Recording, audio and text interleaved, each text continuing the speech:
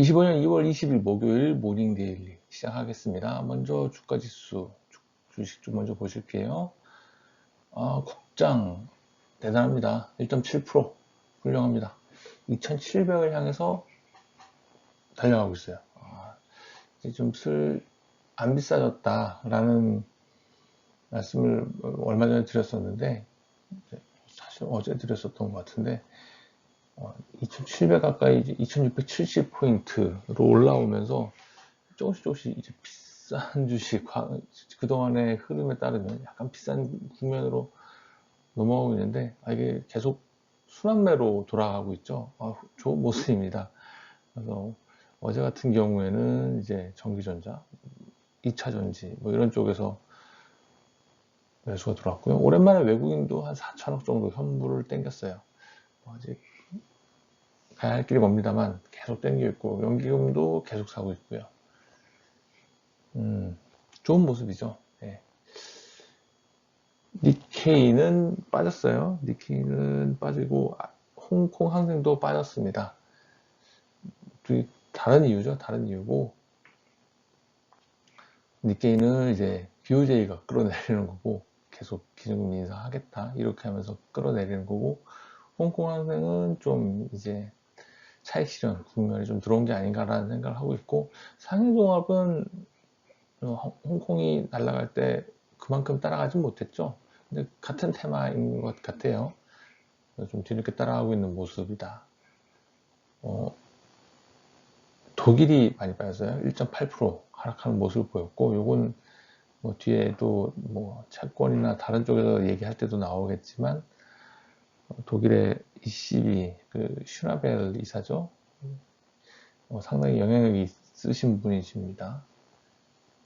이분이 기준금리 인하를 계속 안 할 수 있는 뭐 그런 정도의 다른 스탠스를 보이는 발언을 하셨어요. 그것 때문에 독일 주가는 많이 빠졌다. 유로존 아마 다 비슷할 겁니다. 이게 결국 이 펀더가 과연 유로존 펀더가 많이 받쳐줬느냐, 펀더멘탈이 받쳐줬느냐에 대해서는 좀 의문이거든요. 제 생각에는 유로존 이쪽의 증시 상승 되게 많이 상승했어요. 이걸 시계를 넓혀서 보면 독일 주가는 많이 상승했습니다. 요거의 가장 큰 거는 유동성의 힘이 아니었나라는 생각을 좀 많이 가지고 있습니다. 그래서 그만큼 ECB의 스탠스가 독일 쪽 주가 이런 쪽에는 중요했는데 이 부분이 변할 수 있다라는 거고요. S&P랑 나스닥 어제 한 0.2% 정도 소폭 올랐습니다. FMC 회의록 공개되고 이렇게 나오면서 일단 살짝 올랐는데, S&P하고 나스닥 이제 미국 주식 좀 재미가 없어지고 있어요. 이제 좀 다른 세상으로, 다른 국면으로 넘어가고 있는 것이 아닌가라는 생각을 계속 말씀드립니다. 다음으로 원자재 보실게요. 원자재 WTI 0.45% 올라서 72불 정도 배럴당 이렇게 됐습니다. 어제는 이제 빡치셨죠? 젤렌스키 대통령이 화가 나셔서 이제 드론을 한번 날려서 러시아를 소멸 타격을 했었고, 그 여파가 오늘도 이어지고 있는 가운데 지금 또 네타냐후가 이스라엘에서 이제 이란의 핵무기 시설들을 공격할 수 있다 이런 식으로 지금 또 살짝 또 선을 넘으셨어요. 이분 이란이 또 그러면은 이제 공습할 수 있다 이러면서 또 잠잠하던 좀 나아지는가 싶던 중동에 또다시 뭔가 일이 생기려고 하는 듯한 그런 느낌. 예. 네, 그렇습니다. 이게 좀 근데 이제 미국이 여기서 중재라기보다는 이스라엘 편을 좀 뭐 강하게 들고 있으니까요. 지금 뭐 트럼프 행정부 하에서 네타냐후는 신이 났죠. 예, 신이 났습니다. 그래서 다 때리겠다라고 하고 있는 거고, 그리고 이제 또 미국이 한파가 좀 들어오면서 이제 유럽 한파였는데 이게 지금 미국으로 좀 건너가고 있는 그런 모습이고요. 그렇게 되면서 이제 펑해안 분지라든가 이런 주요 주요 이제 원유 생산하는 지역들에 대한 생산량 감소의 우려, 뭐 그런 것도 있고, 오펙의 증산을 늦출 가능성, 뭐 이런 부분들도 나오고 있고, 이런 여러 가지 이유 때문에 유가가 조금 또 꿈틀했습니다. 어제 많이 올랐는데 그거를 돌리지 못하고 또 0.4% 정도 올리는 모습 나왔습니다. 천연가스가 드라마틱하게 올랐어요. 헨리허브 미국 쪽 천연가스 4.32불, 뭐 상승폭은 0.3불밖에 안 되지만 가격이 워낙 낮기 때문에 등락률이 7.7%, 어제도 7%대였고요. 오늘도 7%대, 이틀 연속 7%를 찍습니다. 유로존 쪽, 이제 TTF 천연가스는 거의 2% 가까이 빠졌습니다. 이게 계속 빠지고 있어요. TTF 천연가스는 또 한동안 최고점에 있다가 급격하게 빠지고 있는 모습이고, 헨리허브 천연가스는 급격하게 또, 완만하게 살짝 오르긴 했습니다만, 최근에 또 급격하게 오르는 모습을 보이고 있습니다. 다 사실은, 예, 날씨와 트럼프 탓이다 라는 생각을 좀 하고 있고요.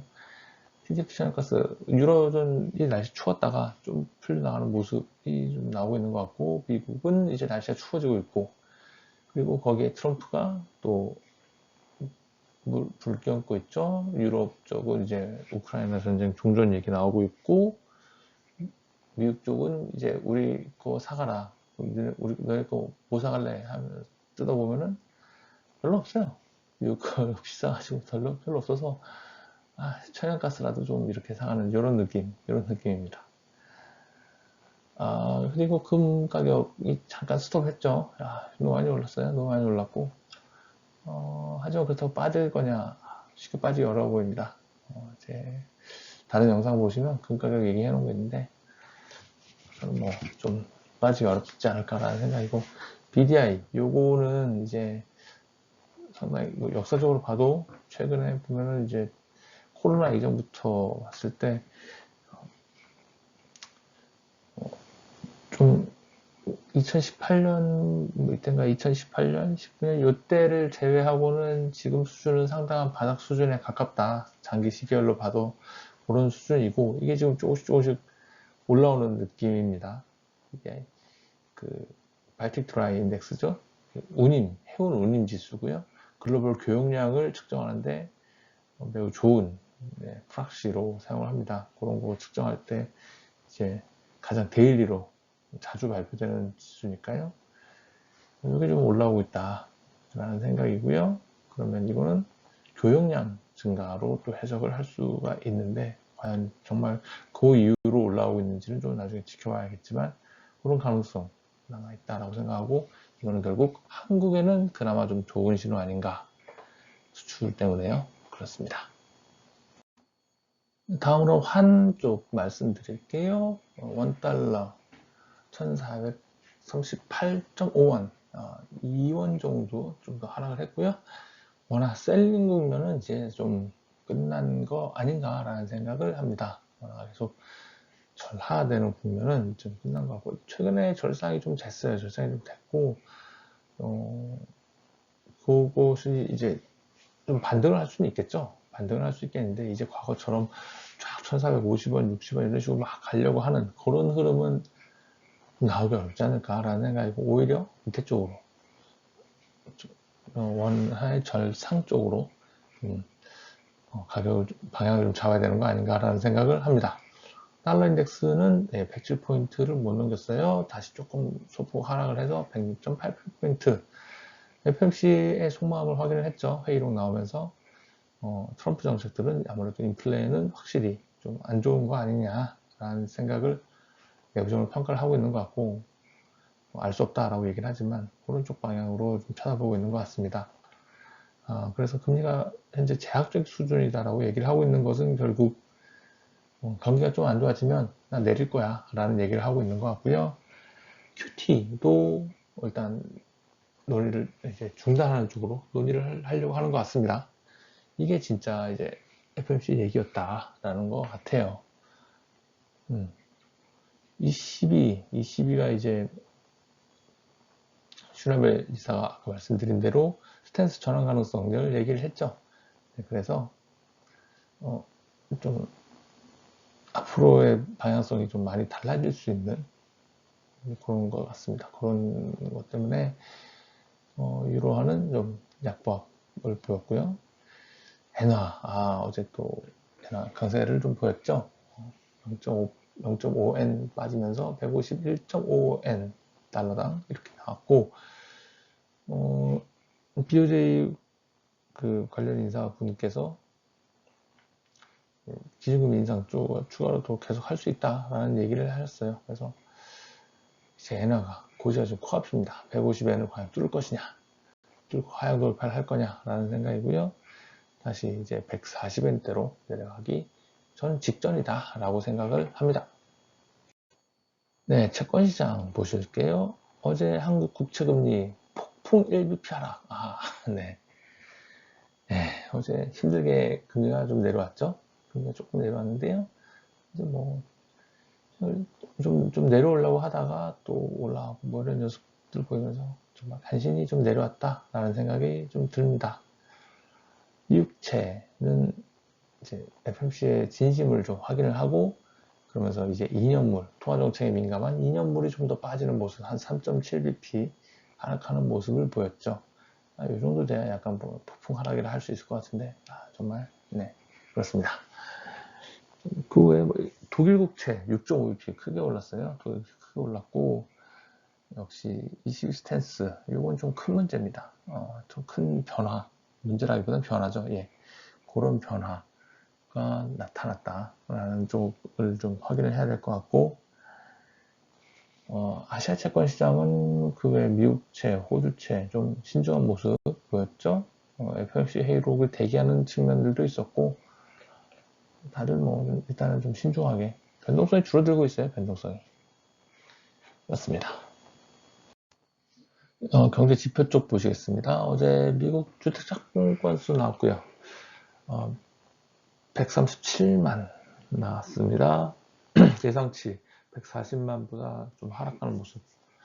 비싸서 못 짓나요? 네. 허가는 늘었어요. 허가는 148만으로 예상치를 늘고 이전치하고 뭐 동일한 수준 했는데, 뭐 허가를 하는 게 문제가 아니고, 물론 허가도 필요하죠. 허가도 필요한데, 허가를 하는 것보다 이제 착공이 얼마나 들어가느냐 이 문제인데, 좀 비싸서 못 짓는 것 같아요. 하지만 다음 달은 넣어줄 수 있습니다. 네, 산불이 있었죠. 예, 산불이 있었기 때문에 LA 쪽, 이쪽에 대한 주택 착공 건수가 좀 앞으로 좀 잡혀야 되는 거 아닌가 하는 생각에서 일단 없으니까 비싸도 줘야죠. 그래서 그런 건수들이 다음 달에 포함될 수 있지 않을까라는 생각입니다.